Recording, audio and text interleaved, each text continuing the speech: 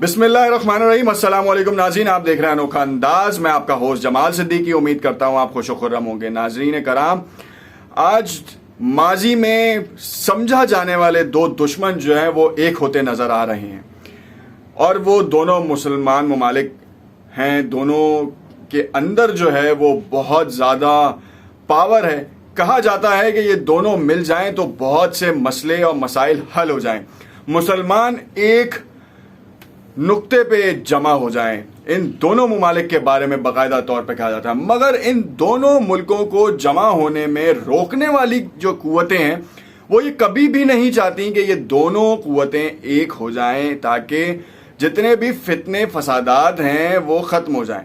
इस वक्त जो मामलात हैं वो बड़े ही अलग नहज पे जा रहे हैं। मुसलमानों के खिलाफ पूरी दुनिया मुत्तहिद है, सिर्फ मुसलमान ही आपस में मुत्तहिद नहीं। ये बात तो आपके भी समझ में आ रही है और मेरे भी समझ में आ रही है। मुसलमानों में जो दो फिरके हैं वो शदीद तरीन इख्तलाफात का बाइस बन जाते हैं। उनमें वेरी ऑनेस्टली अगर हम बात करें तो उसमें शिया सुन्नी फसादात हो जाते हैं और जिसमें एक दूसरे के ऊपर जो है ना वो कदगन लगाई जाती है। और इसका जो सबसे ज़्यादा बेनिफिट वो ममालिक ले जाते हैं जिनको डर होता है कि अगर ये दोनों मिल गए तो उनके ख़तरात बढ़ जाएंगे, उनका मफादात जो है वो ख़त्म हो जाएंगे। जी हाँ नाजरीन, मैं आपको बताता चलूं कि ये वो दो ममालिक हैं जिनके लिए पाकिस्तान जो है वो एड़ी चोटी का जोर लगा रहा है। पाकिस्तान की सियासी हुकूमत हो या फिर अस्करी क़यादत हो, वो दोनों ये चाहते हैं कि ये दोनों किसी भी तरीके से डंडे के जोर पे हो या बातचीत के जोर पे हो, ये दोनों एक हो जाएं। इन दोनों की वजह से बहुत ज़्यादा बिगाड़ भी पैदा हुआ है। इन तमाम चीज़ों को तफसील से डिस्कस करेंगे। खुशखबरी है, यहाँ बताते चलें, पहले ही आपको बता दें, जो नए आने वाले नाजरीन हैं उनसे इल्तमास है कि अगर उन्होंने हमारा चैनल सब्सक्राइब नहीं किया तो इसे ज़रूर सब्सक्राइब कर लें और इस वीडियो को आखिर तक देखें ताकि आपको मामलात समझ में आ सकें। सऊदिया और ईरान, ये वो दो ममालिक हैं जो कि शदीद तरीन तहफ़्फ़ुज़ात हैं दोनों के दरमियान। कभी वो किसी उसमें बहस में फंस जाते हैं, कभी किसी बहस में, और दोनों की तरफ से गलतियां होती रहती हैं। इस वक्त जो कुर्बतें हैं वो बढ़ रही हैं और इसमें सिफारत खाने दोबारा खुले जा रहे हैं। साथ साथ जो मामलात यमन में है, 156 इस वक्त जो हूसियों को मारा गया है और साथ में तकरीबन 30 के करीब सऊदी कोलिजन लेड फोर्सेस के जवानों को मारा गया है। मरे तो दोनों जानिब जो है मुसलमान हैं। फ़ायदा किसका हुआ है, सवाल ये था। और इसके लिए पाकिस्तान ने अपना सबसे बेहतरीन काम किया है और कहा है कि देख लें, आप दोनों की वजह से मुसलमान ही मर रहा है, सुकून किसी का नहीं है। चाहे आप इराक में काम करें, चाहे आप लिबिया में काम करें, चाहे आप सीरिया में काम करें, दोनों मिलके क्यों नहीं करते, दोनों एक पेज पे आगे क्यों नहीं करते। यहां बड़ी ही बेहतरीन और दिलचस्प बात है कि जब अफगानिस्तान की बहाली हुई तो उस वक्त ईरान की तरफ से कुछ बयानात सामने आए, उसी तौर पे सऊदिया की तरफ से बयानात सामने आए। दोनों के अगेंस्ट बयानात थे जिसको सुलझाने में, जिसकी गुत्थी सुलझाने में साबिक यानी कि अब जो है वो कोर कमांडर पेशावर हैं, फैज़ हमीद साहब का बड़ा ही बेहतरीन किरदार है। और उन्होंने सबसे पहले ईरान और ईरान के बाद सऊदिया, इन दोनों को ललकारा या समझाया या बताया।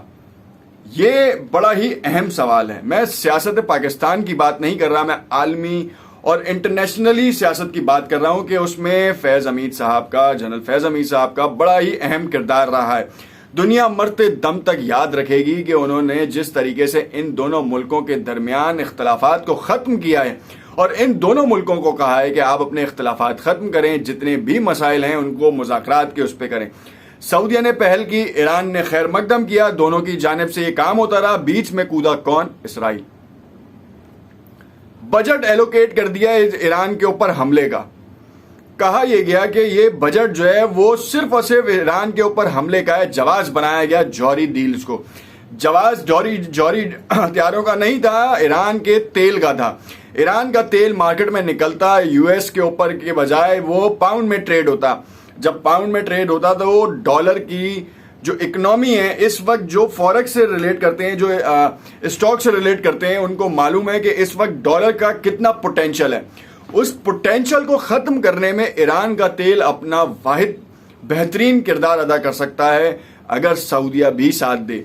यही डॉलर अगर पाकिस्तान में 175 रुपए का है या 171 रुपए का है, तो वो अगर ये दो मुल्क चाहें तो ये सिर्फ 17 रुपए या 20 रुपए तक आ सकता है। इतना बड़ा धचका दे सकते हैं ये दोनों मुल्क।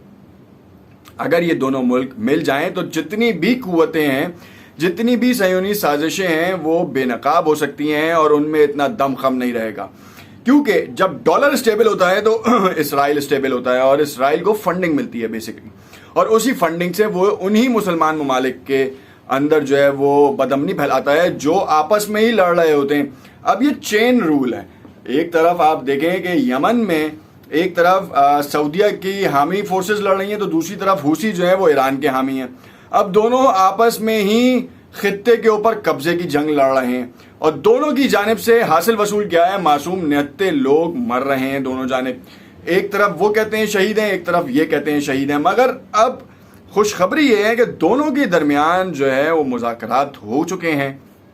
तवील दौर चला, इराक ऑन बोर्ड आ चुका है, तमाम मुस्लिम ममालिक ऑन बोर्ड आ चुके हैं। जो ब्लॉक का कयाम हो रहा है जिसमें Russia, China, Pakistan, Iran, Turkey, ये वो ममालिक हैं जो अब लीड करने के लिए आगे बढ़ रहे हैं।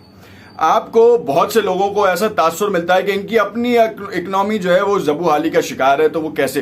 तो भाई साहब, अमेरिका की भी अपनी इकनॉमी जो है वो शदीद डाउन टू ड्रेन होती जा रही है। वो चाइना का मकरूज है।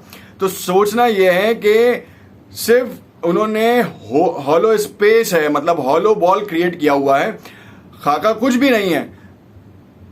हिम्मत होनी चाहिए। आप एक दफा डट के मुकाबला तो करने की सोचें।